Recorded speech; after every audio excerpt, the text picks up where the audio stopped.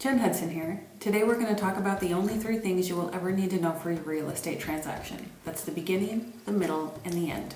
So with that, of course, the beginning is when you purchase the property, the middle is while you hold it, your cash flows both positive and negative, and the end is when you finally go to sell it. So today we're going to take a look at the IRR, or internal rate of return. Now first, before we get into that, let's agree that you need a full return of your investment before you can have a return on your investment. So all the things that we've talked about previously, the cap rates, cash on cash, gross rent multipliers, those are all snapshots. They look at just a single year for a property, so they're essentially a return of your initial investment. But this, with the internal rate of return, or IRR, we're able to finally judge what our actual return on investment has been. So think of IRR like interest. It's the money that each of our dollars earn for the period that it is invested. So with that, here we go. Introducing the TBAR or T account. There's different components you put into your financial calculator or Excel sheet. First, N is the time period or number of years for the investment. That'll be 0 through N, however long our investment is. Second, we have our initial investment period or our present value. That's what we pay for the property, our purchase price, our cash out of pocket. We have our payments or cash flows as we're holding it for each year. But not all investments go on forever, so we have our future value or the sales proceeds. That goes down below. So now we can take all this information, put it into our calculator or Excel sheet, and figure out what our return on investment is. That's really all it is. So let's look at a scenario. Meet Bob.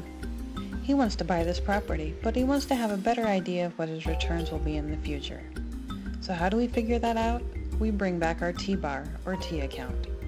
So let's say that he's going to buy this property for $300,000. He's going to pay cash, so $300,000 goes in our initial investment. The property will rent for $2,500 a month or $30,000 a year. That's your payments or cash flows.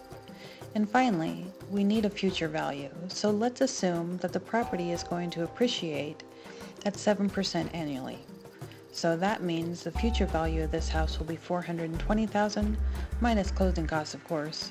So his payoff will be $378,000 after the cost of sale. Future value, and we get $408,000 in the last time period. Now we enter all of these into our calculator in the cash flows, and we solve for IRR. It comes out to 13.94%. What does this really mean? It means that this is the internal rate of return.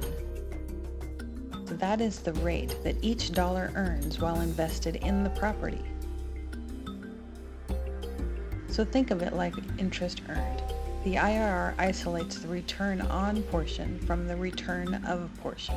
So each dollar earned 13.94% annual interest. Sounds a lot better than a savings account. So there you have it, the only 3 things you'll ever need to know for real estate investing: the beginning, the middle, and the end. IRR doesn't have to be overwhelming. Investing is fun.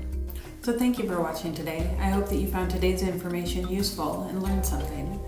I don't know about you, but I like to know that my money's working for me, not against me. So with that, I tend to take a wider view about the entire project, not just a single year snapshot for what's going on. I need to be prepared for the beginning. I need to know what to expect in the middle. And it's always nice to have a good idea of what the end's going to come out to be too. So if you found this information useful, or if you know someone who may benefit from it, please forward and share. It would mean a lot to me. And of course, if you're always looking for another project, or you just want another set of eyes on something that you're in the middle of, give me a call. You can find me any day but Sunday. Thank you.